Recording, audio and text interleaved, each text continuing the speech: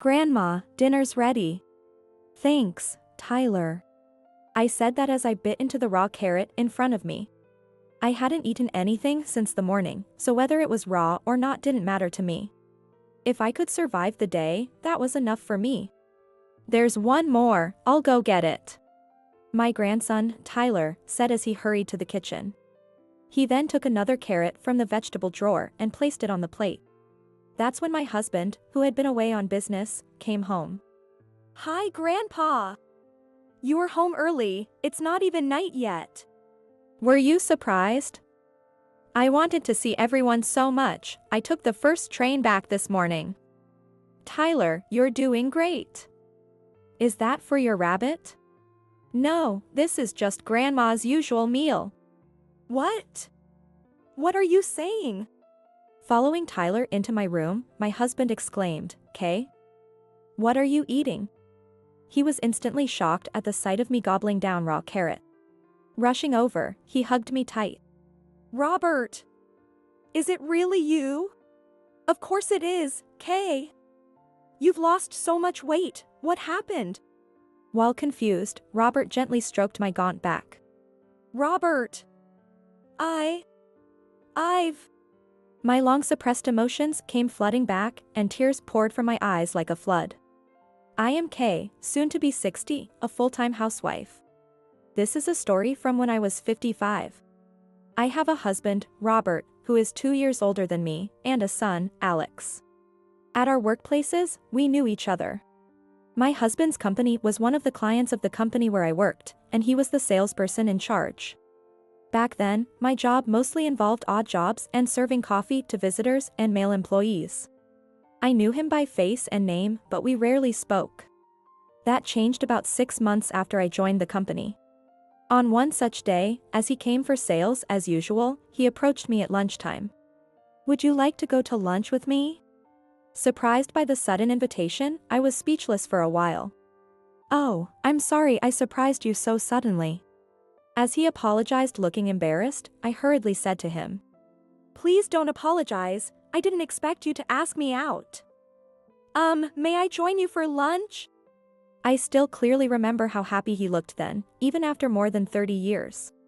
And I, who had never been approached by a man before, was also ecstatic, a feeling I still haven't forgotten.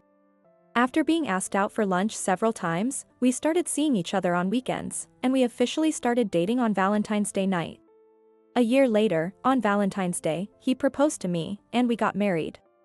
Upon marriage, I quit my job and soon got pregnant with our son, Alex. Then my husband said, to make sure Kay can raise our child with peace of mind, I think we should buy a house, and he suggested buying a new house. I was thrilled with the idea of our dream home, but I was also worried that the mortgage would be too much for our single-income family. When I expressed this concern to him, he said, thinking of the home where Kay and Alex are waiting gives me the strength to work hard. Even if it means more business trips and single assignments. 6 months later, we bought the house we live in now with a 35-year mortgage. Since then, he spent half of each year on business trips. Every few years, he would be on a single assignment for up to 2 years. Although we had very little time together as a couple, the regular calls from him kept my anxiety and loneliness at bay. And the same was true for our son, Alex. No matter how tired he was, he always made time to talk to Alex on the phone. Sometimes, he would fall asleep during the calls, but Alex never got angry. Instead, he was always concerned, saying, I'm worried Dad will catch a cold. How should I wake him up in the morning? It seems that Alex was just happy that his father cared enough to call him. Blessed with a thoughtful husband and a kind son, my marriage had always been smooth sailing. Such a peaceful life changed when Alex brought his fiancée, Violet, saying, I want to introduce you to someone. Violet was a year younger than Alex and worked at the same company as him. My first impression of her was that she was cool and solid. But once she smiled, she immediately became gentle and calm, and I thought Alex must have been attracted to that about her. Soon after they married, the two started living in an apartment near our home. A year later, my grandson Tyler was born. Upon Tyler's birth, Violet left her job to become a homemaker like myself. Now the sole breadwinner, Alex, like his father, began taking more business trips and solo assignments. working diligently for the future of his family. Violet, in turn, also strove to meet Alex's efforts by managing the household and childcare alone. However, Tyler was a child who cried a lot at night. And Violet shared that caring for him alone while Alex was away was a constant battle against sleep deprivation and fatigue. Since Alex had been an easy sleeper as a baby, I honestly couldn't quite grasp the extent of Violet's difficulties. At that time, all I could do was my sympathy, saying, "That sounds tough." I also thought naively, things would get easier once he went to the preschool, so I didn't take it too seriously. However, even after going to the preschool, Tyler was so frail that he missed school due to illness for half the month. The endless cycle of household chores, childcare, and nursing left Violet completely worn out. As a result, Alex increasingly felt anxious about leaving frail Tyler and exhausted Violet behind for his work assignments. One day, when Tyler was 5, Alex called me and said that he was set for another 2-year assignment. Tyler is still very frail. Violet also looks tired all the time, so I'm kind of worried about them. Dad is often away from home for work, just like me. So I'd like to take this opportunity to move in together. I wouldn't mind it, but what about Violet? Isn't she reluctant to live with her mother-in-law? Violet agrees as well, as long as you guys are okay with it. Can you talk to Dad about it later? That night, when I discussed the idea of living together with my husband, he said, "That would be great. Actually, I've been a bit worried about leaving you alone. Remember your hospital stay?" Indeed, about 6 months prior, I had been hospitalized due to food poisoning. I was only admitted for a day for rehydration, but since then, my husband had become very anxious. Violet is reliable, so I feel I can trust her with anything that might happen. Thus, without any hesitation, we easily agreed to live together. A month after finalizing our plans, Alex's family broke their apartment lease and moved into our home. "We look forward to living with you starting today. We welcome you all so much. From today on, this is your home too, so don't hesitate to tell us if you need anything. Thank you very much." Despite there being no hard feelings, the atmosphere between me and Violet, who had only ever spent time together during holidays, was still a bit awkward. Thankfully, with my husband and Alex helping to mediate, we managed to find a comfortable distance from each other. After spending a few days together as a family, my husband and Alex left for their usual 2-year assignment as planned. Now, it was truly just the 3 of us living together. Violet and I decided to divide up the chores. I took on cleaning, laundry, and dishwashing. Violet handled meal preparation, shopping, and general care of Tyler. Of course, we agreed that whoever was available would flexibly handle any other household tasks or step in when the other couldn't manage. Yet Violet was truly a great daughter-in-law. She often finished even the chores I was responsible for, saying, "I had some free time, so I finished them up." Even when Tyler was ill and bedridden, Violet never neglected her assigned household duties. After Alex had moved out for work, living almost like a single person, I mentally prepared myself, thinking, living with 3 people means triple the housework, right? I need to buckle down. However, once we started living together, Violet completed most of the household chores, allowing me to continue my relaxed daily life. You are truly an exemplary daughter-in-law. Thank you for choosing Alex. It's nothing. We're living together, so it's not a big deal. At that time, I truly felt grateful to Violet from the bottom of my heart, considering myself very fortunate. But this happiness didn't last long. About 3.5 months into our life together, Violet's behavior began to change dramatically.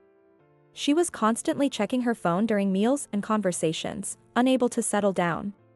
Furthermore, the shopping trips she used to enjoy with Tyler on weekends completely stopped, and she would go out alone for hours and not return. Moreover, when housework was delayed or took longer than expected, she began to speak in a harsh tone, saying, "I don't have time. Please do it later." I was confused by Violet's drastic change and tried to understand why she had become like this. However, no matter how much I thought about it, I could only think that maybe she was overwhelmed with too much responsibility and stress. Thus, I decided to openly share my honest feelings with her. "Violet, I'm sorry if I've been relying too much on you for the housework.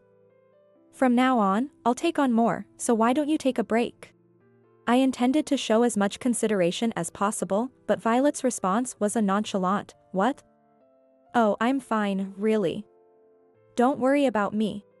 Wondering if I had said something inappropriate, I continued to ask her if she was really okay, and if there was anything she wanted to discuss. But our conversations dwindled, and eventually, she began to ignore me completely.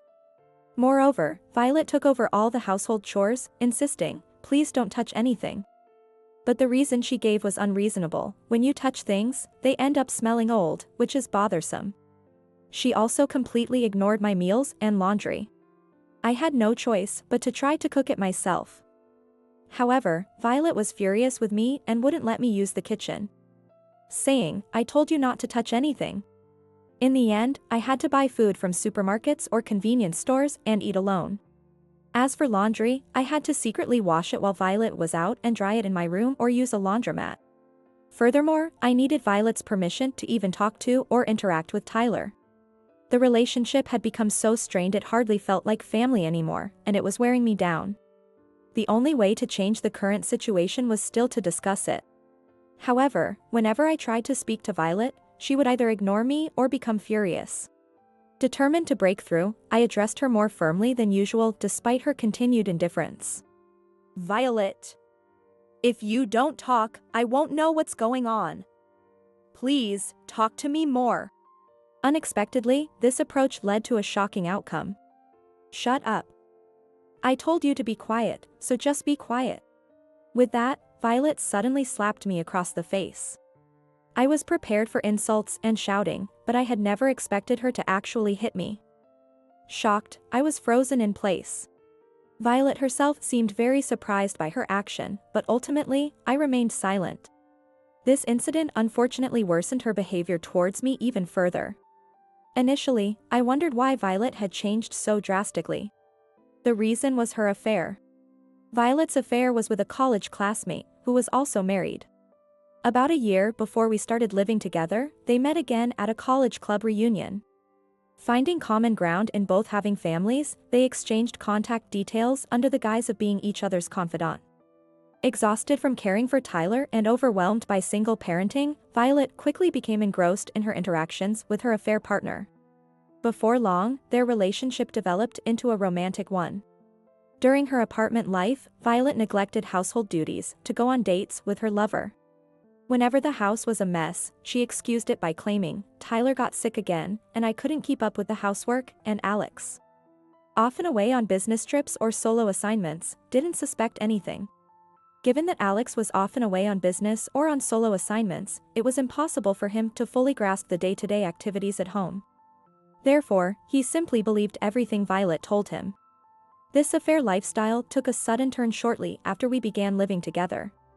Initially, Violet thought, as long as I act like a good daughter-in-law while we're living together, I can continue the affair as before.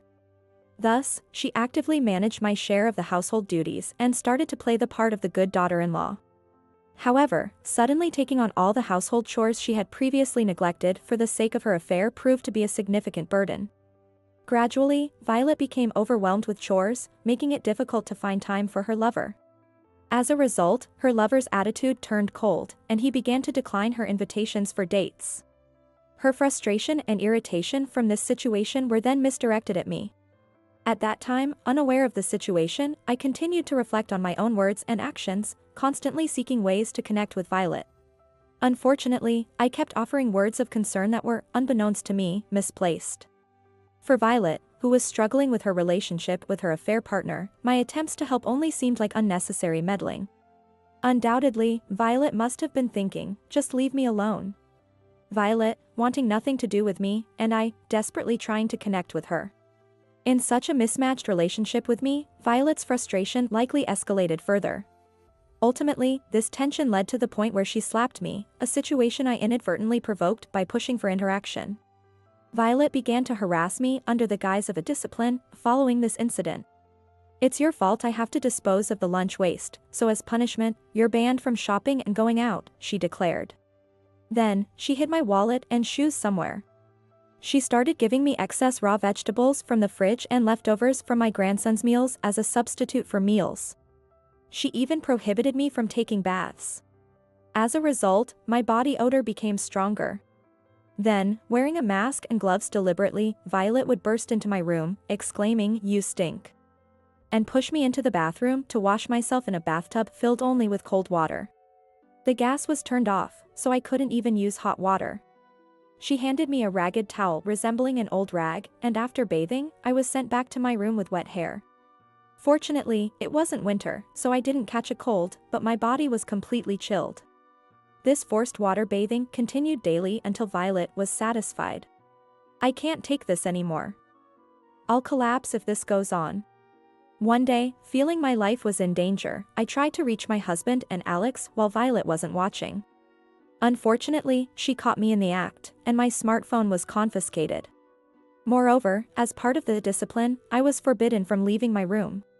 Violet changed my smartphone's password without my permission, ensuring I couldn't call for help.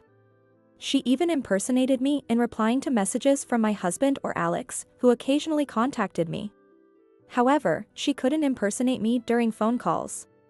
On these occasions, she would listen intently to make sure nothing suspicious was said. "How's it going? Are you getting along with Violet?" "Yes, of course. Violet is really a wonderful daughter-in-law. So, no need to worry." Desperately resisting the urge to shout, "Help me," I continued to deceive Robert and Alex. As this life continued, the feeling of deceiving my family faded, as did my desire to be rescued. I became solely focused on surviving each day. Eventually, I began to believe that it was my fault I had ended up in this situation. It's karma. Violet disciplining me is my own doing. After 3 months of such brainwashing, it was time for summer vacations. Even when I heard from Violet that Robert and Alex were coming home, I felt nothing about it. So, they're coming back. You know what, just make sure you don't do or say anything unnecessary. Saying hi to them, then stay in your room, okay? Yes, I understand. I'm sick of summer vacation being a hassle. Anyway, I'm off to do some grocery shopping for dinner. Violet complained as she left to prepare for the evening meal for Robert and Alex. At that time, I followed her instructions and stayed confined to my room. I'm so hungry. Glancing at the clock, it was nearly noon. Like usual, I hadn't received breakfast, so I anxiously awaited the meal Tyler would bring me. "Grandma, it's time to eat," Tyler called. "Thank you, Tyler," I replied as I bit eagerly into the raw carrot he placed before me. With each bite, a crunching sound echoed in my mouth, tasting only bitterness and astringency. Yet, it was still far better than having nothing at all. "There's one more left, I'll go get it," Tyler said as he dashed back to the kitchen. He then took another carrot from the vegetable drawer and placed it on the plate. Just then, my husband returned home unexpectedly. "Hi, Grandpa! You were home early, it's not even night yet." "Were you surprised? I wanted to see everyone so badly I took the first train back. But look at Tyler, doing such a great job. Is this for your rabbit?" "Not for my rabbit. It's just Grandma's usual meal." "What? What are you talking about?" Following Tyler, Robert hesitantly opened the door to my room. "Kay, what are you eating?" Seeing me gobbling down raw carrot, his face expression froze in shock. He rushed over and hugged me tight. "Robert! Is it really you?" "Of course." "Kay, you've lost so much weight, what happened?" While confused, Robert gently stroked my emaciated back. "Robert! I have to tell you." My suppressed emotions suddenly returned, and tears flooded from my eyes. Through my sobs, I told him about Violet's discipline. Shocked by the inhumane details, he was speechless. After I finished, he exploded, "Such things are unforgivable," and vowed, "She will be punished." Then, turning to Tyler who was nearby, he said, "Listen, Tyler.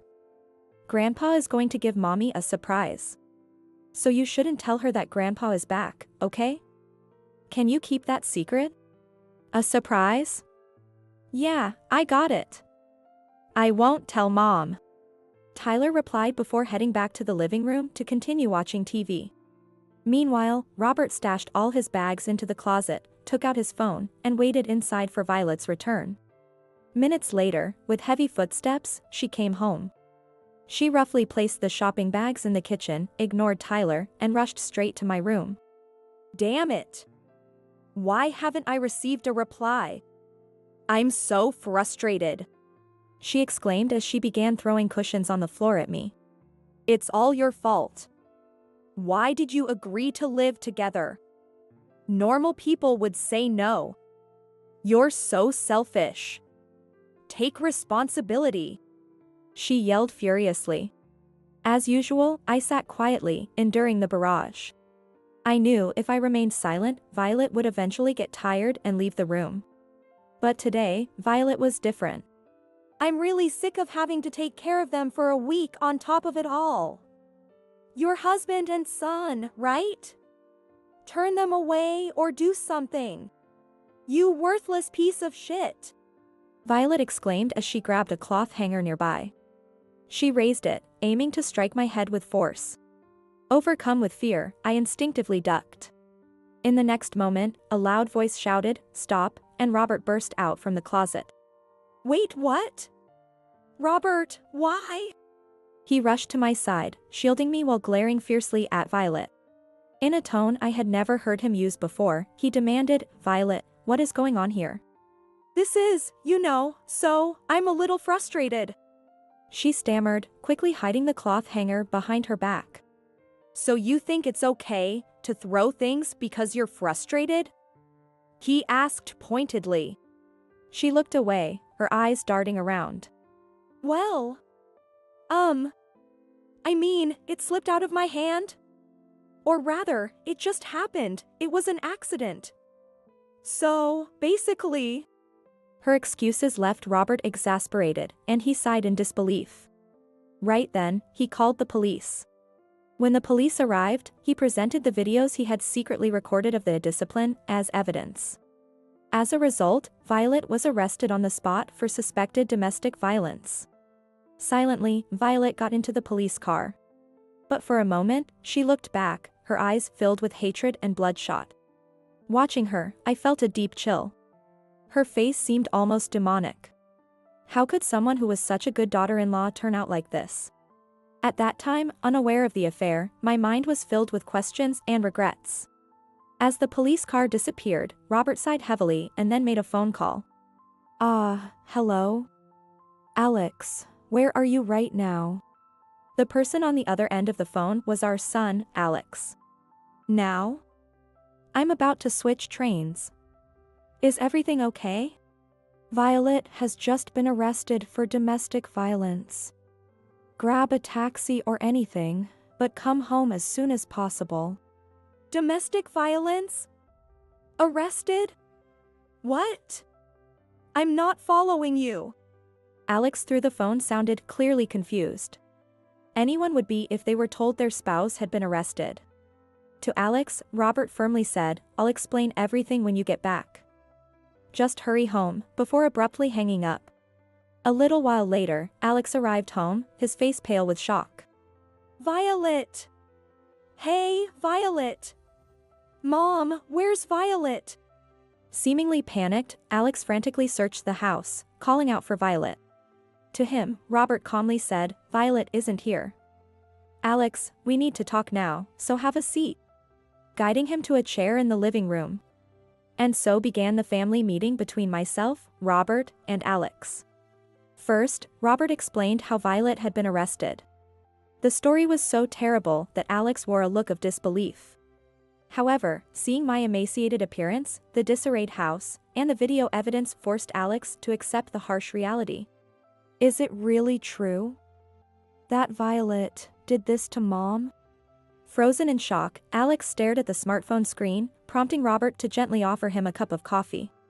Silence lingered for what seemed like minutes. Alex finally glanced at me and gulped down the now cold coffee in one go. Then, he turned to me and said, Mom, I'm sorry. I didn't notice it until it had gotten this bad. Alex, it's not your fault. Don't be so sorry. No, it's my fault. Living together and what Violet did was my mistake. If only I had been more determined. Alex murmured weakly, fighting back tears. Alex, there's no use in brooding. You have Tyler to think about. Let's focus on what to do next. Tyler, right, I have Tyler. I need to be strong for him. Subsequently, Alex decided to divorce Violet. He also chose to sue her for the domestic violence she inflicted on me. However, believing that my testimony and Robert's video evidence might not be sufficient, Alex and Robert decided to examine Violet's smartphone. They apparently found messages between her and an unknown man. Around the same time, Violet told the police that I was in a relationship with a guy I had been seeing before we moved in together. And as soon as we started living together, things didn't work out. I was lashing out, and I couldn't stop myself. Based on this confession, a search of Violet's phone and room uncovered photos with her lover and a diary detailing her emotional state at the time. He demanded a significant amount of child support and a share of their assets after the divorce. Meanwhile, Robert, Alex, and I filed a joint lawsuit against Violet for domestic violence. A guilty verdict without probation was upheld, ensuring that she would be in police custody for several years. There was no sympathy for Violet, who betrayed her family and repeated her cruel actions. I only hoped that during her time in prison, she would reflect on her actions and repent. After the divorce was finalized, we continued to live together to support Alex, who became a single father. However, my health had deteriorated, so Robert took early retirement to care for me. Thanks to his support, I fully recovered both physically and mentally. Now, I look forward more than ever to picnics on the beach with Tyler. Dad, next time let's go to the beach together. You're right. No longer working alone far away, now I have lots of playtime with you, Tyler. Alex said, hugging Tyler tightly. That reminded me of my husband when he was younger, warming my heart immensely. May Alex find another wonderful woman someday. I continued to secretly hope so in my heart.